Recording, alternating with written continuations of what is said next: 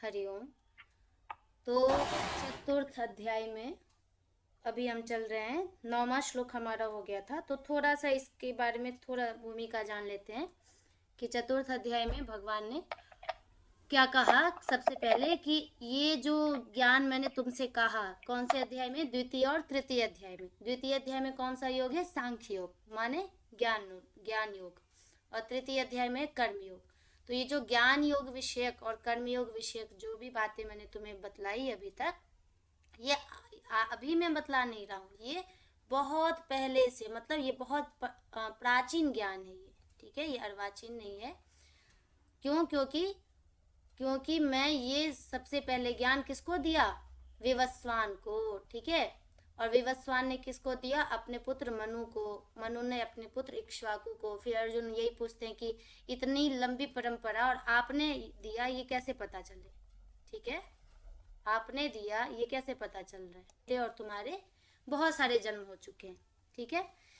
इसी में फिर आगे बता रहे हैं, जन्म कर्म चे में दिव्यम एवं यो वेत्ति तत्वतः। मेरा जन्म और कर्म दोनों ही दिव्य है। तो यहाँ देखिए, एक तरह से प्रमाणित ये भी होता है कि कृष्ण जो है वो स्वयं कह रहे हैं कि मेरा जन्म और कर्म साधारण नहीं है, दोनों ही दिव्य है।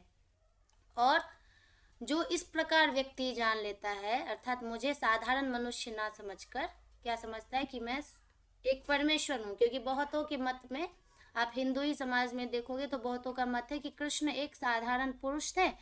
पुरुष का मतलब महापुरुष थे, उनको भी महापुरुष की श्रेणी में ही रखा गया जाता है लोगों के द्वारा, कि कृष्ण केवल एक महापुरुष थे, तो उन्हीं के जैसा आचरण सबको कोई कर रहे तो वो भी महापुरुष बन सकता है।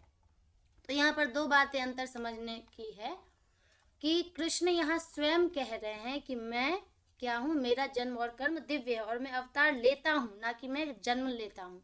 अर्थात धर्म की रक्षा और अधर्म का विनाश करने के लिए मैं समय समय पर क्या करता हूँ? जन्म लेता हूँ, अवतार लेता हूँ, ठीक है, अपनी इच्छा से।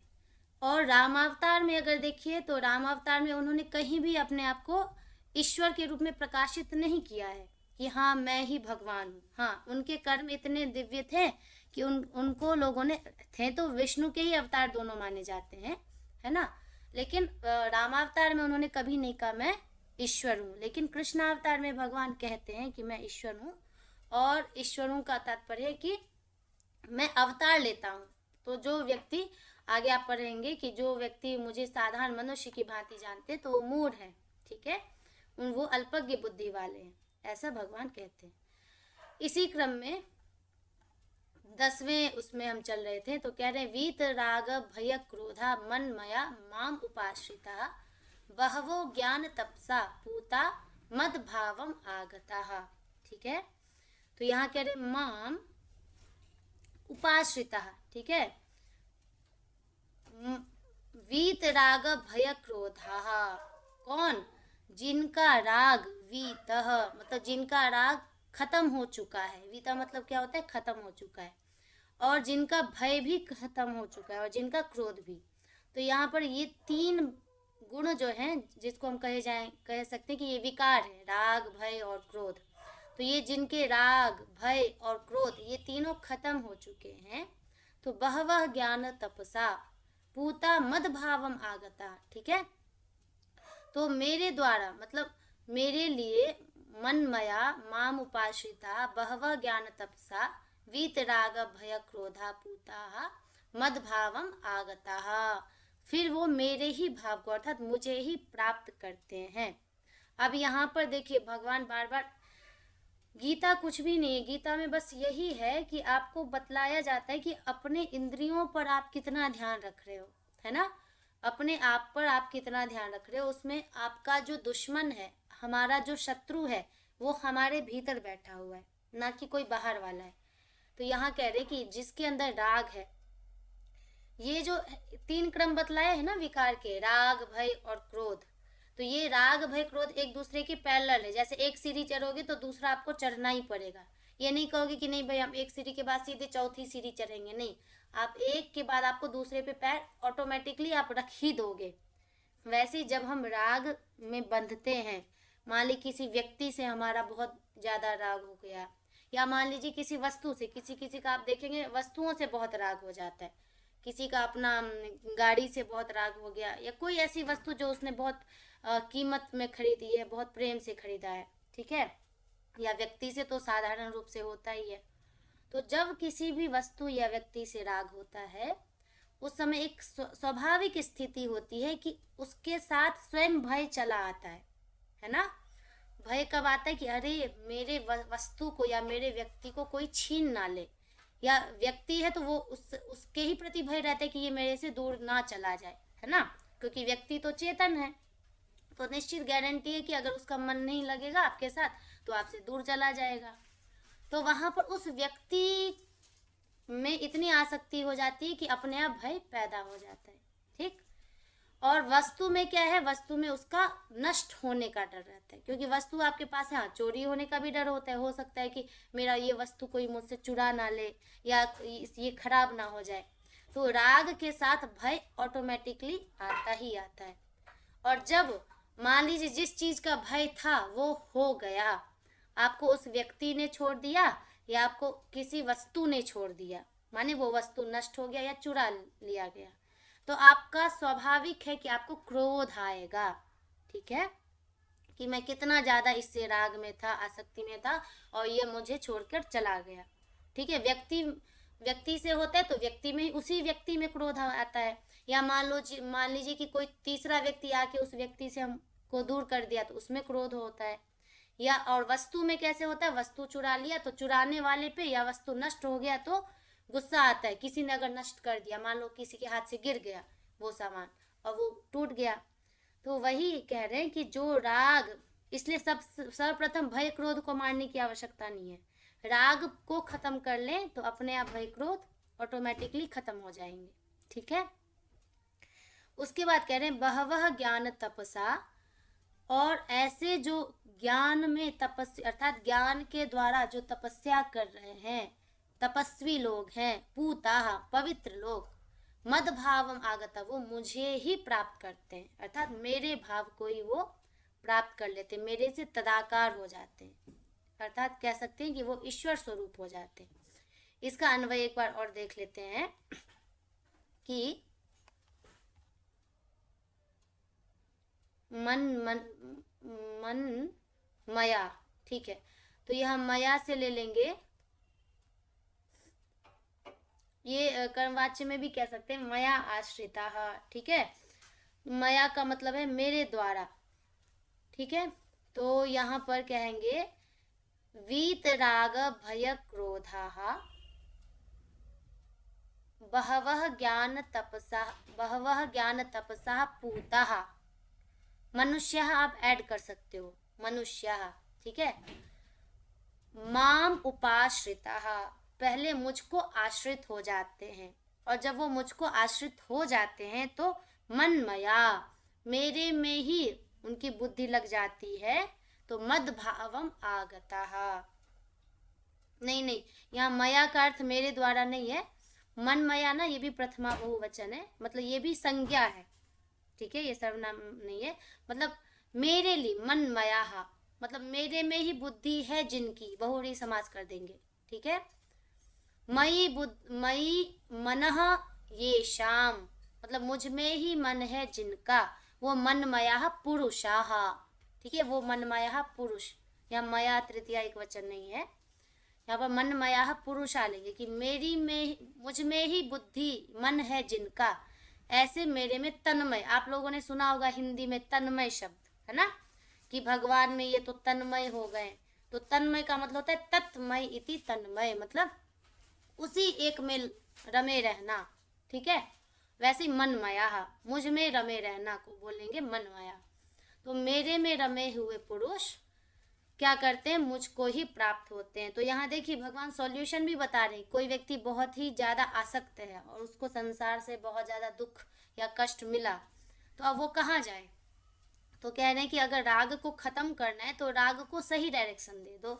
सही डायरेक्शन का तात्पर्य क्या है कि किसी व्यक्ति में, वस्तु में राग है जो विनाशशील है, जो टिकने ही वाला नहीं है, तो उस राग को उसका डाइवर्ट चेंज कर दो, मतलब भगवान की तरफ, ठीक है।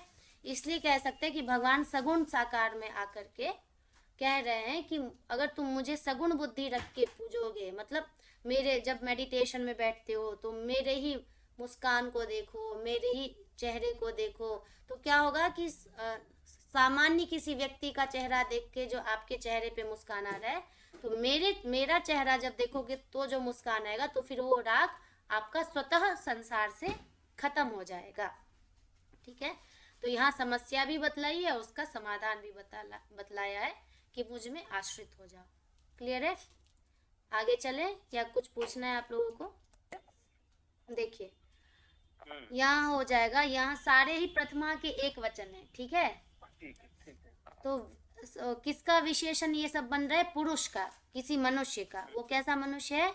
वीत राग भय क्रोधा, अर्थात जिसके राग भय और क्रोध खत्म हो चुके हैं, वैसा मनुष्य, पुरुष। ठीक है, और ज्ञान तपसा पूता मनमया। ठीक है, ये सारे विशेषण बन रहे पुरुष के। तो कैसे? बहव, बहुत सारे, मतलब एक नहीं, बहुत सारे ऐसे होते हैं।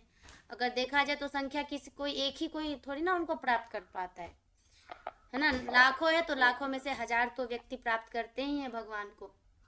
तो कह रहे हैं वीत राग भय क्रोधा मनमया पुरुषा, ऐड कर लीजिए।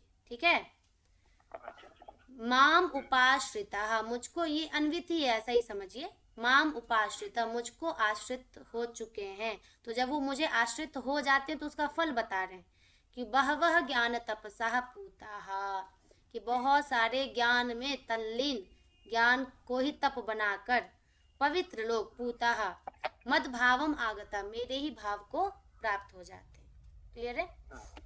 ठीक है, चलिए आगे देखिए 11वें श्लोक में क्या कह रहे हैं? ये यथा माम प्रपद्यन्ते तांस, ये बहुत ही फेमस श्लोक है गीता का। तांस तथैव भजाम्यहम् मम वर्तमानुवर्तन्ते मनुष्यः पार्थ सर्वशः। अन्वय करेंगे तो अन्वय का एक प्रक्रिया है कि सबसे पहले संबोधन लाते हैं ना। तो हे पार्थ, ये मनुष्यः, ये वाला मनुष्य उठ के यहाँ चला जाएगा। ठीक है, ये मनुष्यः माम यथा प्रपद्यन्ते। ठीक है, एक वाक्य बना, क्या बना? कि हे पार्थ, ये मनुष्यः माम यथा प्रपद्यन्ते, कि हे पार्थ, हे अर्जुन, जो मनुष्य यथा, जिस प्रकार से, यथा अव्यय है तो इसका मतलब क्या होता है? जिस प्रकार से। जो मनुष्य जिस प्रकार से माम प्रपद्यन्ते, मुझको प्राप्त होता है, मतलब मुझको भजता है। यहाँ प्रपद्य वैसे प्राप्त होने अर्थ में होता है, लेकिन यहाँ भजना अर्थ है कि मुझको जिस प्रकार से पूजता है। भजने का मतलब क्या है? पूजता है या ध्यान करता है। ठीक है, जिस प्रकार से मतलब मेरा फॉलो करता है। ठीक है, तो जिस प्रकार से वो मुझको भजता है, तान मनुष्यान, मनुष्यान ऐड कर लेंगे। ठीक है, तान मनुष्यान, उन मनुष्यों को, अहम तथैव भजामि, ये दूसरा वाक्य हो गया कि उन मनुष्यों को मैं, अहम माने मैं, तथैव उसी प्रकार ही, भजामि भजता हूँ, मतलब मैं भी उनका उसी प्रकार सेवन करता हूँ, उसी प्रकार उनका भी मैं ध्यान करता हूँ। ठीक है, 2 वाक्य बना कि जो मनुष्य मुझे जिस प्रकार ध्यान करता है, उन मनुष्यों का मैं उसी प्रकार ध्यान रखता हूँ या उनका करता हूँ। ठीक है, अब कहते मम वर्तमा अनुवर्तन्ते सर्वशः। तो यहाँ अन्वय क्या हो जाएगा? मनुष्य पार्थ को तो हम ऊपर ले गए थे, तो यहाँ हो जाएगा सर्वशः। सर्वशः सबसे पहले लाएंगे, सर्वशः मम वर्तमा, मनुष्य को फिर से चाहे तो ऐड कर ले कि सर्वशः मम वर्तमा एते मनुष्याः अनुवर्तन्ते। सर्वशः माने सभी प्रकार से, मम मतलब मेरा, मेरा क्या? वर्तमान, मार्ग का, मतलब मेरे मार्ग का, वर्तमान कहते हैं मार्ग को, ठीक है, संस्कृत में। तो सभी प्रकार से मेरे मार्ग का ये सभी मनुष्य अनुवर्तनते, अनुसरण करते हैं, ठीक है। तो यहाँ देखिए दो बातें हैं। पहला तो भगवान बता रहे हैं कि जैसा कहते हैं ना कि जैसा बीज बोओगे वैसा फल पाओगे, कहते हैं ऐसा ना। बोया पेड़ बबूल का तो आम कहाँ से होई, बहुत फेमस ये है वो कहावत। तो अगर हम बबूल का पेड़ बोएंगे तो आम की उम्मीद कहाँ से कर सकते हैं। तो भगवान वही दिखा रहे हैं कि सब कुछ मनुष्य पर ही डिपेंड है। मनुष्य जो ये सोचेगा कि अरे भगवान मेरे साथ अन्याय कर रहा है, और आप देखते होंगे बहुत सारे लोग ऐसे होते हैं जो हमेशा भगवान को ही कोसते रहेंगे, क्यों भगवान, क्यों मेरे साथ आपने ऐसा किया। फिल्मी डायलॉग, सीरियल के डायलॉग सुनिए है, तो वहाँ जाके मंदिर में घंटी टन टन बजाएंगे और जाके कहेंगे क्यों क्यों मेरे साथ ऐसा क्यों हुआ, ठीक है। तो हमने आपका कितना ये किया वो किया। तो भगवान वही कह रहे कि भाई हमको तुम जैसे भजोगे हम भी बस उतने ही मात्रा में तुम्हें फल देंगे, ठीक है। अब जाके केवल भगवान को बस अगरबत्ती दिखा दिए और अगरबत्ती दिखा के कह रहे हो कि भाई भगवान का हमारा काम हो गया। अगरबत्ती दिखा दिया तो फिर अब हमारा उसका डबल आप इनाम दो। आप देखोगे मनुष्य कहता है कि आप हमको करोड़ों का ये धन लाभ करवा दीजिए, भगवान आपको एक नारियल चढ़ाएंगे। बताइए क्या भगवान की मैथ बहुत कमजोर है, गणित, कि उनको 1 करोड़ चाहिए उसके बदले वो एक नारियल चढ़ाएगा। खैर जो भी है, तो यहाँ पर ये भगवान कह रहे हैं कि आप मुझे जिस प्रकार से भजोगे मैं भी उसी प्रकार भजूंगा। जैसे 4 प्रकार के भक्त माने जाते हैं, आर्त, जिज्ञासु, अर्थार्थी और ज्ञानी। ये कैटेगरी है भगवान को भजने वालों की। कौन कौन? आर्त, जिज्ञासु, अर्थार्थी और ज्ञानी। आर्त मतलब जो बहुत दुखी होता है ना, तभी वो भगवान को याद करता है, तो उसकी तो सबसे निम्न श्रेणी हुई कि आप जब जब दुखी होते हो तभी आपको भगवान याद क्यों आते हैं, और सुखी होते हो तो भगवान को बिल्कुल भूल जाते हो, है ना, ईश्वर का विस्मरण कर देते हो। हाँ, तो ये सबसे निम्न श्रेणी का हुआ। जिज्ञासु, अब जिज्ञासु वो है कि जो भगवान मतलब ईश्वर है कि नहीं इसमें वो कंफ्यूज है, उसको संशय है कि क्या ईश्वर नाम की कोई सत्ता है, तो वो फिर ईश्वर की खोज में निकल पड़ता है, ठीक। तो वो ठीक है, चलो जिज्ञासु एक संशय में है और कभी नहीं है। तो भगवान ने ये कहा है संशयात्मा विनश्यति, ठीक है, आप जिज्ञासु बनो, उसकी खोज करो, लेकिन आप हर चीज ना आप लॉजिक से ही नहीं देख सकते हो। हर चीज का एक अलग वो होता है जो आपकी बुद्धि से परे है। जब आप उपनिषद पढ़ोगे तो कहते हैं ना यश श्रोत्रेण न शृणोति येन श्रोत्रम इदम श्रुतम, मतलब जो ना वाणी का विषय है ना जो श्रोत कर्णों का विषय है। आप जो कहोगे कि मैं बहुत बोलूंगा तो उससे भगवान प्राप्त हो जाएंगे, या उनका मैं ये कर लूंगा, मैं बहुत सुन लूंगा, नहीं, ना बहुत सुनने से ना बहुत बोलने से कुछ से भी नहीं आपको भगवान प्राप्त होंगे, ठीक है। हाँ, उनकी इच्छा होगी, वो आपकी पात्रता जब देखेंगे कि हाँ ये अब मैं इसे दर्शन दे सकता हूँ, मैं अपना स्वरूप इसके सामने प्रकट कर सकता हूँ, तो आपकी पात्रता देखकर वो स्वतः आपके पास आ जाएंगे। तो वही यहाँ पर कह रहे हैं, तो जिज्ञासु बस ढूंढता ही रह जाता है लेकिन उसे ईश्वर प्राप्ति नहीं होती। उसके बाद आता है अर्थार्थी। अब वो तो आया ही है भगवान को व्यापार के लिए, किसी भी मंदिर जाएगा तो बोलेगा एग्जाम पास करवा दीजिए, तो मेरी तरक्की करवा दीजिए, तो ये करवा दीजिए। तो मतलब उसको इतना ही मतलब है कि वो मूर्ति के सामने गया और जाके कुछ मांगा, मूर्ति ने उसको दे दिया, बस खत्म। अब चौथा जो है वो है ज्ञानी। तो भगवान कहते हैं ज्ञानवान माम प्रपद्यते बहुनाम जन्मनाम अन्ते। बहुत सारे जन्म होते हैं मनुष्यों का, लेकिन उसमें से जो ज्ञानी होता है वही भगवान साक्षात निर्देश दिए गीता में कि हे अर्जुन, केवल ज्ञानवान ही मुझे प्राप्त कर सकता है। ये तीनों तो बिल्कुल एकदम सामान्य जीवन जी रहे हैं, आर्त, जिज्ञासु और अर्थार्थी, लेकिन जो ज्ञानी होता है वो साक्षात मेरा स्वरूप होता है, इसलिए वो मुझे प्राप्त कर लेता है। इसलिए ठीक है ये कैटेगरी है, लेकिन अगर हम अपने आप का अवलोकन करें कि यदि हम इन्हीं तीनों की कैटेगरी में हैं तो फिर ये जो मोह है या ये जो एक आशा है कि हम भी मोक्ष को या एक भगवत उसको प्राप्त कर लेंगे तो वो असंभव है। उसके लिए हमें ज्ञान की शरण में जाना पड़ेगा।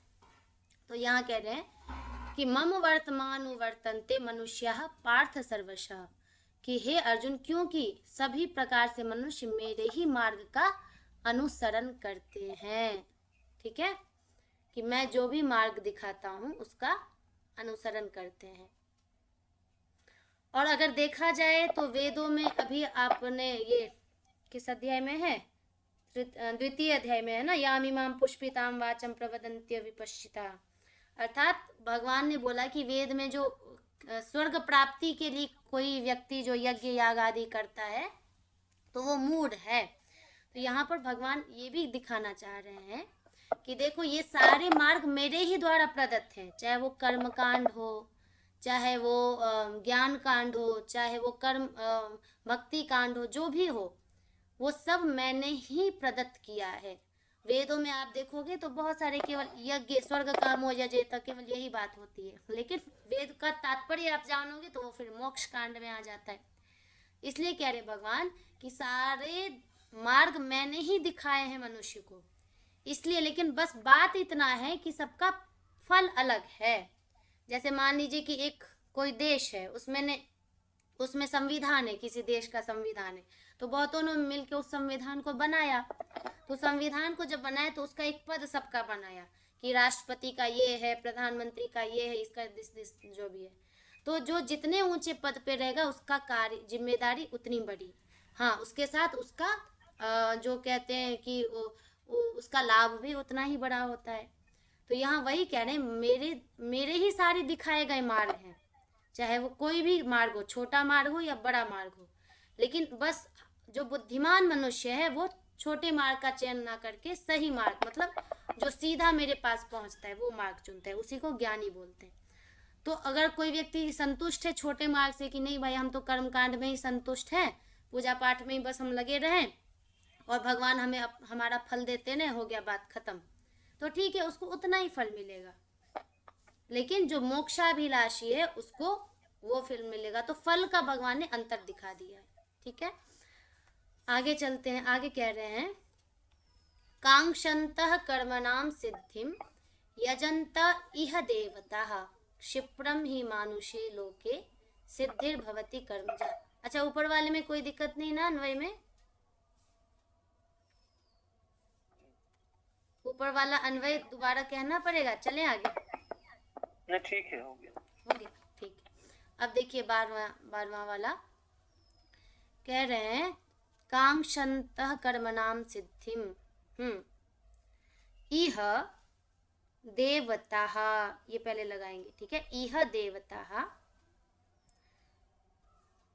कर्मणाम सिद्धिम कांक्षन्तः यजन्ते, ठीक है। या इह को यहाँ भी ला सकते, इह यजन्ते, मतलब देवताः कर्मणाम सिद्धिम कांक्षन्तः यजन्ते।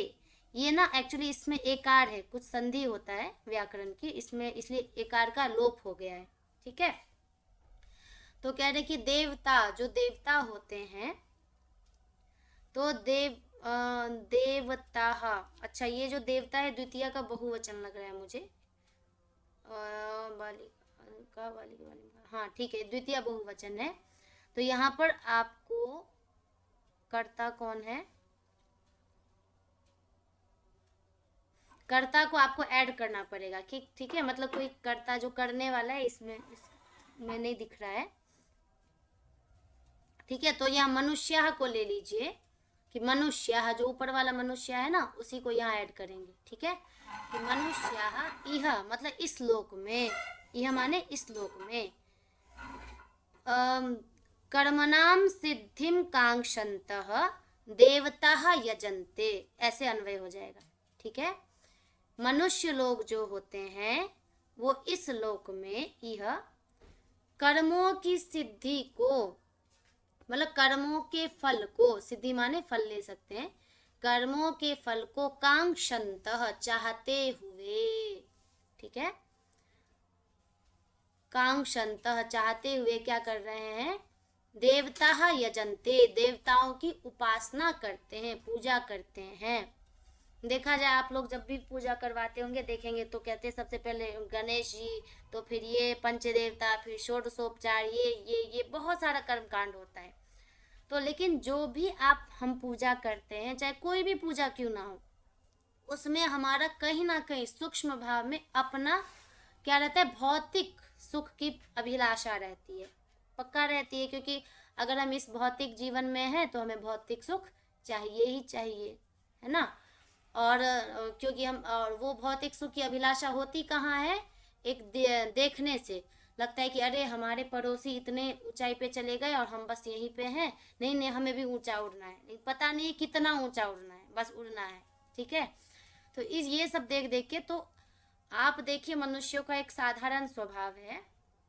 आप आदिवासी उसमें चले जाइए, ठीक है, आदिवासी के समूह में चले जाइए, तो वहाँ कोई व्यक्ति जो है ना बड़ा सा बिल्डिंग नहीं ठोकना चाहता है, ठीक है, बड़ी सी गाड़ी नहीं चाहता है। क्यों? उनका वातावरण ऐसा है, ठीक है। वो लोग हमेशा चाहते हैं कि मेरा क्या हो, बड़ा बड़ा हम सब पेड़ों के बीच में सुरक्षित रहें। वो लोग जंगल में ही रहना चाहते हैं, मतलब जंगल को ही अपनी सबसे बड़ी उपलब्धि मानते हैं वो लोग, ठीक है। तो यहाँ होता क्या है कि जब जब हम भौतिक वस्तुओं की अभिलाषा करते हैं, तब तब हम अपने लिए नहीं करते हैं। हो सकता है कि 100 में से 30% हम अपने लिए करते हैं, मतलब कि हमारी वो जरूरत हो कि हाँ भाई बहुत आवश्यक है, तो वो 30% ही आवश्यक होता है। बाकी जो 70%, 70% है ना, वो हम आसपास के लोगों को देख के फिर हम लगते हैं कर्म में, या मतलब लगता है कि कौन सा ऐसा उपाय करें कि हम उसके लेवल के बन जाए, या नहीं तो नहीं लेवल के तो उससे ऊपर भी बन, मतलब नीचे कभी नहीं रहना चाहते हम। तो एक मनुष्य की स्वाभाविक प्रवृत्ति है कि वातावरण को देख के वो अपनी भौतिक इच्छाओं को बढ़ाता है, ना कि अपने आप को देख करके, ठीक है। इसलिए कह रहे हैं कि अगर हम देवताओं की भी उपासना करते हैं, तो हम इसलिए नहीं कि आइए देवता लोग आपका स्वागत है, आप बस बढ़िया से सब कुछ स्वागत सत्कार करके चले जाइए, हमें तो कुछ नहीं चाहिए। नहीं, वो बुलाते, उनका आवाहन ही इसलिए किया जाता है कि हमें शुभ और लाभ दोनों की प्राप्ति हो, ठीक है, मतलब हमारे जीवन में कल्याण भी हो और हमें लाभ, धन लाभ या जो भी लाभ हो उसकी प्राप्ति हो। तो कह रहे हैं कि इस लोक में मनुष्य कर्मों के फल को चाहता हुआ देवताओं को यजनते, देवताओं की उपासना करते हैं, मतलब देवताओं के लिए यज्ञ करता है, ठीक है। क्षिप्रम ही मानुषे लोके सिद्धिर्भवति कर्मजा। अब क्यों करता है, इसका कारण क्या है? क्योंकि मानुषे लोके, इस मनुष्य लोक में, ठीक है, कर्मजा सिद्धि क्षिप्रम ही भवति। नीचे का अन्वय सुनिए फिर से, मानुषे लोके कर्मजा सिद्धि क्षिप्रम ही भवति। क्योंकि मनुष्य लोक में, मतलब इस पृथ्वी लोक पर कर्मों से उत्पन्न जो सिद्धि होता है ना, कर्मों से मतलब वही कर्मकांड, यहाँ कर्मकांड की बातें बताई जा रही, ठीक है। तो कर्मों से उत्पन्न जो फल होता है, क्षिप्रम ही भवति, वो जल्दी ही मिल जाता है। क्षिप्रम मतलब बहुत जल्दी ही माने ही कह सकते हैं, निश्चयात्मक अर्थ में है अव्यय, तो बहुत जल्दी ही भवति होता है। हम देखेंगे बहुत सारा होता है। अब तो सही पंडित जी लोग भी नहीं रहते हैं, एक तो उनको संस्कृत का ठीक से उच्चारण करना नहीं आता है।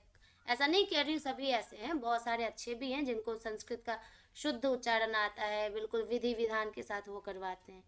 लेकिन बहुत अधिकांश ऐसे होते हैं बड़े बड़े शहरों में कि उनको कुछ भी नहीं आता है, फिर भी जाकर करवा देते, इसलिए थोड़ा लेट फल मिलता है। लेकिन ऐसा है कि यदि आप कर्मकांड में जाओ, कोई भी पूजा पाठ करवाओ, तो फिर आपको उसका फल जल्दी देखने को मिलेगा। ये एलोपैथी है, जैसे एलोपैथी मेडिसिन है ना, तो एलोपैथी मेडिसिन में क्या, तुरंत आपको लाभ मिलेगा, लेकिन उसका साइड इफेक्ट भी है।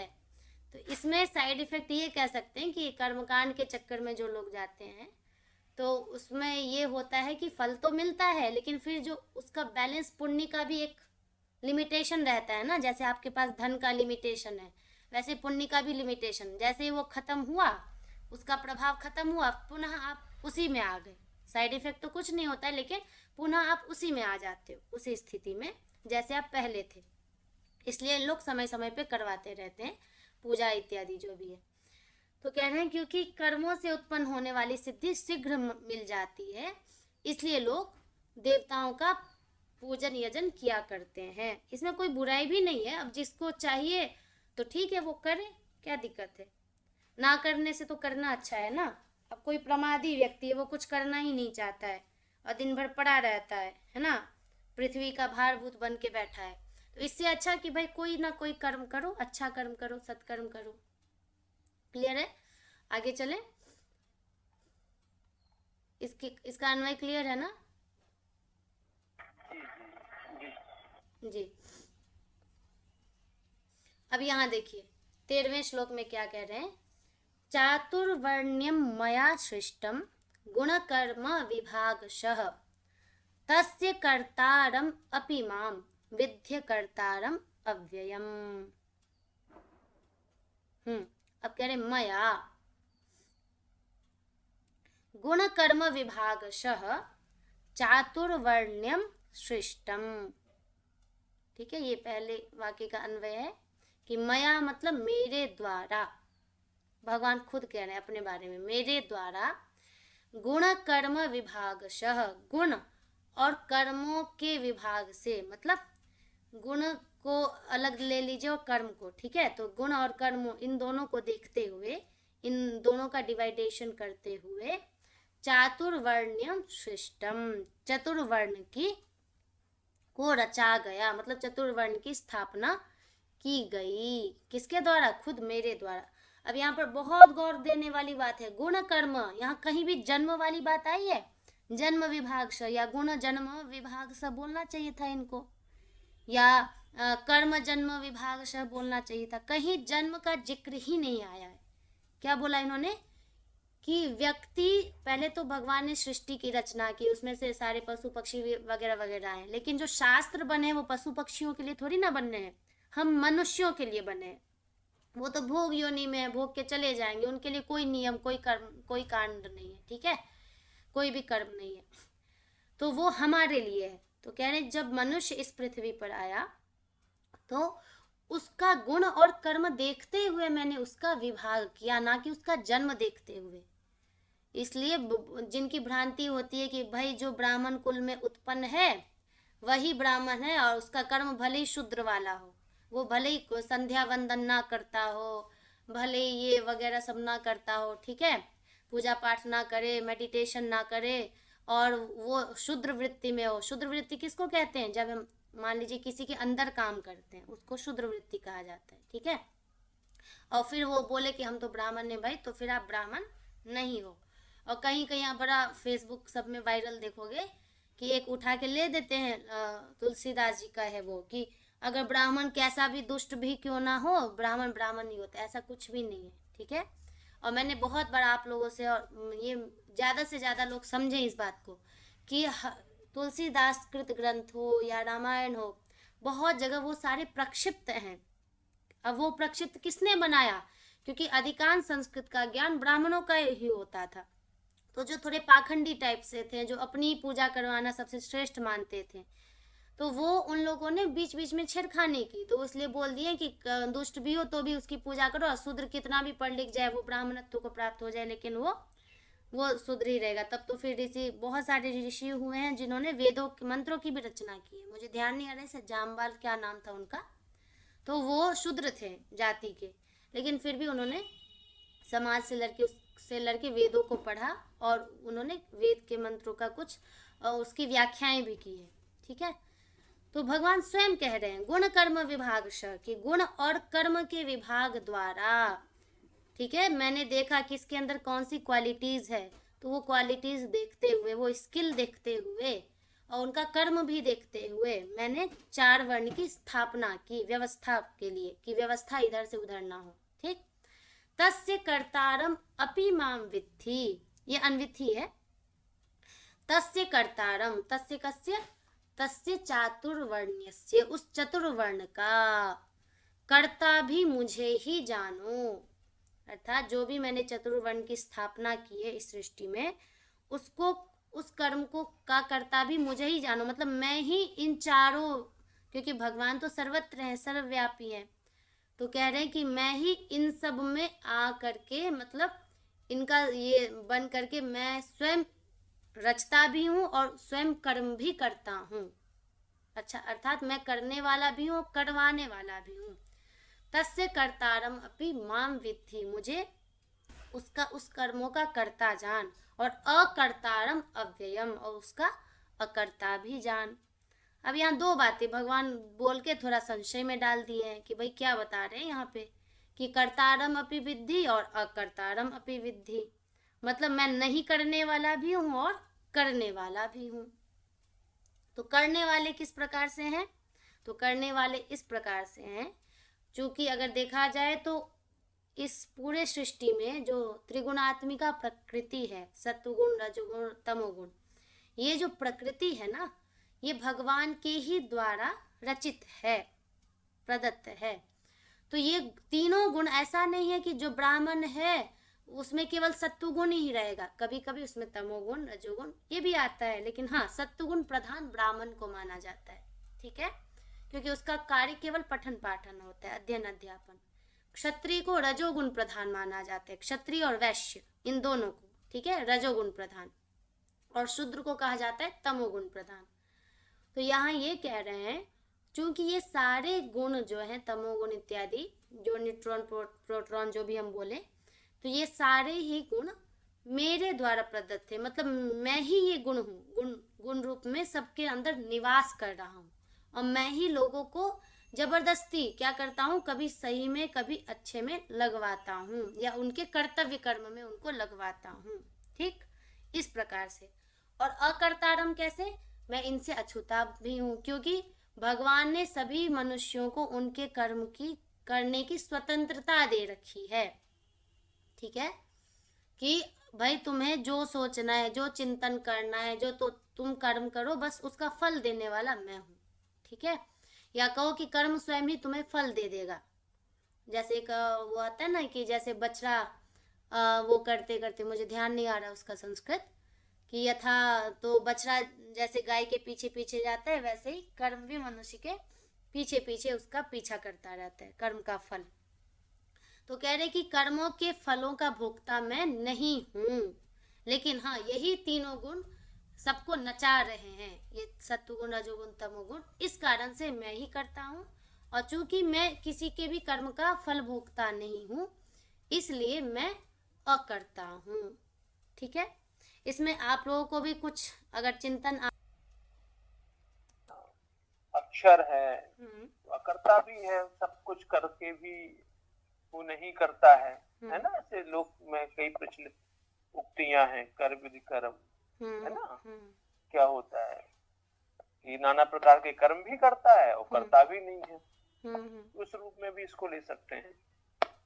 अच्छा, हाँ, तो ये तो बोले ही वो अविनाशी हैं, क्योंकि वो सबसे अछूते हैं, लेकिन चूंकि त्रिगुणात्मिका प्रकृति तो उन्हीं की है ना, और वही सबको नचा रही है, इस कारण से कर्ता हुए, और अकर्ता है कि वो फलों के भोक्ता नहीं है, मनुष्य को अपने कर्मों का फल खुद ही भोगना है ना। चलिए एक और करके हम विश्राम करेंगे। अब हाँ, देखिए इसी बात को नीचे बता भी रहे हैं भगवान, न माम कर्माणि लिम्पन्ति न मे कर्म फले स्पृहा इति माम यह अभिजानाति कर्म भी न स बध्यते।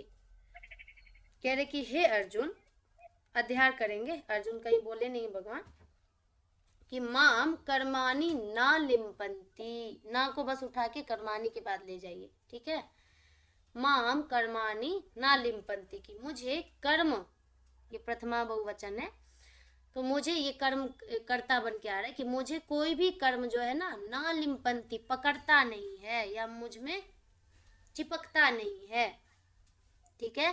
अब जैसे कि मान लीजिए कि कोई व्यक्ति कोई कर्म कर रहा है, तो उससे जो अच्छा लगने वाला कर्म है, उससे वो इतना चिपका रहता है कि वो दूसरे कर्मों को करना भूल जाता है। उदाहरणार्थ, कि मान लीजिए किसी को बहुत ज़्यादा घूमना ही पसंद है, पर्यटन करना ही पसंद है, ठीक है, अब वो इतना घूम रहा है कि बिन मतलब के घूमे जा रहा है, उसको पता ही नहीं है क्यों घूमने, बस उसको मज़ा आ रहा है इसलिए वो घूमे जा रहा है, ठीक है।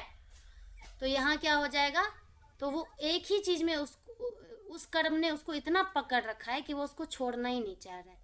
कोई व्यक्ति बहुत विकारी है, कुछ भी मतलब मान लीजिए कि हमेशा उसको गंदे ही चीज़ों को देखने में मजा आ रहा है, तो इतना लिप्त हो गया कि फिर वो सही जो कार्य उसको करना वो भूल गया, तो निश्चित ही वो पतन को प्राप्त होगा, है ना।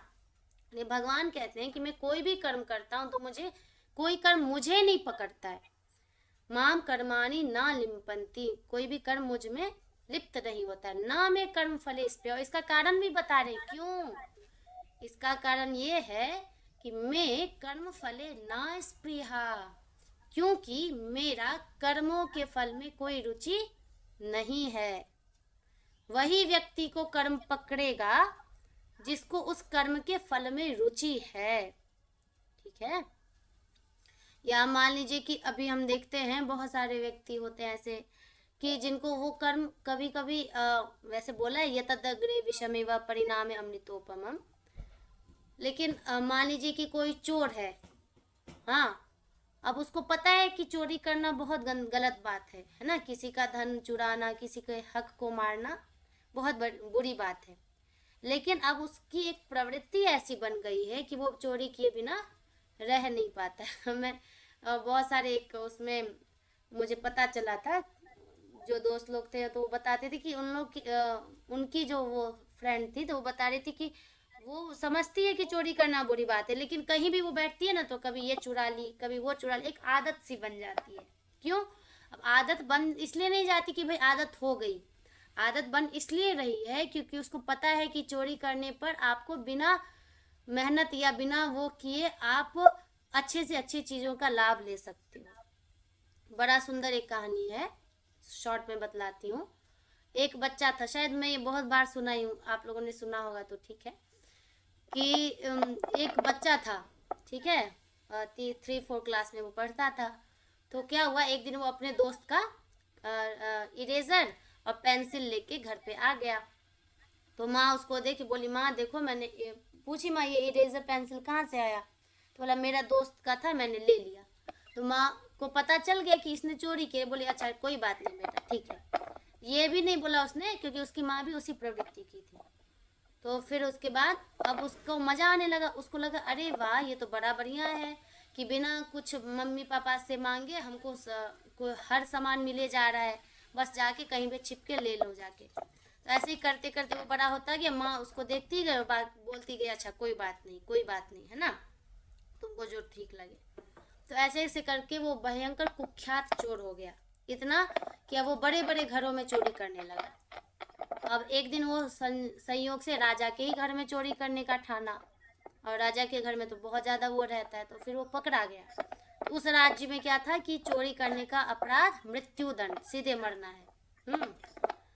तो जब उसको फांसी की सजा दी गई तो वो अंतिम इच्छा पूछी जाती है ना कि भाई आपकी अंतिम इच्छा क्या है बताओ।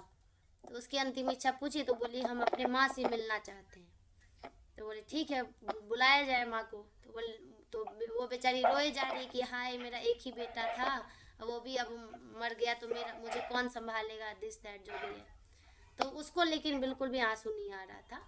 वो अपने माँ को बुलाया तो माँ बोला कि और पास आओ और पास। तो उसको लगा कि मुझसे मेरा बेटा गला मिलके रोएगा जो भी है, लेकिन वो पुल पास बुला के बोला कि अपना कान इधर डालो। तो उसको और ज़्यादा खुशी हो, इसने कोई खजाना छिपा रखा है, तो खजाने के बारे में इसने ये बताएगा मुझे कि यहाँ खजाना है, जाके ले लेना आप। लेकिन वो जोर से अपने माँ का कान ये कर लिया, दबोच लिया, ठीक है। और बेचारी का खूब जोर से दर्द होने लगा कान में। तो बोला क्यों किया ऐसा तुमने? तो उसने यही बोला कि इसलिए मैंने ये किया कि जिस दिन मैं पहले दिन मैंने इरेजर और वो चुराया, तो उसी दिन तुम मेरे कान पे एक थप्पड़ मारती ना, तो आज मैं इतना बड़ा चोर बन के आज मैं जवानी में ही मृत्यु को प्राप्त नहीं होता, ठीक है। तो कोई भी व्यक्ति कोई काम जो करता है तो उसमें उसकी आसक्ति क्यों होती है? क्योंकि उसको उसका फल दिख रहा है कि बहुत मज़ेदार है ये फल, ठीक है। इसलिए कह रहे हैं कि इसलिए मुझे कर्म लिप्त क्यों नहीं करते, क्योंकि मेरी कर्मों के फल में ही स्पृहा नहीं है, मैं बस कर्तव्य कर्म समझ के करता हूँ। तो इसमें ना मुझे कोई ठग सकता है और ना ही मैं कहीं ठगा सकता हूँ। इति माम यह अभिजानाति कर्म भी न सबध्यते, ऐसा माँ मुझको यह मनुष्य ऐड कर लीजिए, ऐसा मुझको जो मनुष्य जानता है, सह कर्म भी न बध्यते, वह कर्मों से नहीं बंधता है। मतलब क्या है कि जब जब आप मेडिटेशन करोगे, भगवान के इस स्वरूप का ध्यान करोगे कि भगवान को कर्मों में कोई रुचि नहीं, मतलब कर्म के फल में रुचि नहीं है ना, तो आप भी क्या करोगे, बस कर्तव्य बुद्धि से कर्म करोगे। तो उससे क्या होगा, जब हम कर्तव्य बुद्धि से कर्म करेंगे तो हम कहीं भी ठगे नहीं जाएंगे, सबसे पहले अपने आप से ठगे नहीं जाएंगे। तो इसलिए कह रहे कि मुझको जो इस प्रकार से जान लेता है वो स्वयं ही स्वतः कर्मों के बंधन से छूट जाता है, क्योंकि उस व्यक्ति की भी कर्म फल में स्पृहा, कोई भी रुचि नहीं रहती कि भाई मुझे यही फल मिलना चाहिए, मैंने ये कर्म किया तो मुझे ये फल क्यों नहीं मिला, और उसके लिए वो शोक ना करता है, ना ही हर्ष करता है, और मिल गया तो भी हर्ष नहीं करता, और नहीं मिला तो शोक नहीं करता। तो यहाँ तक था हमारा, आगे हम और जानेंगे 15वें श्लोक से। तो आज हमारा हुआ 10 से लेके 14 तक। ठीक है, हरि।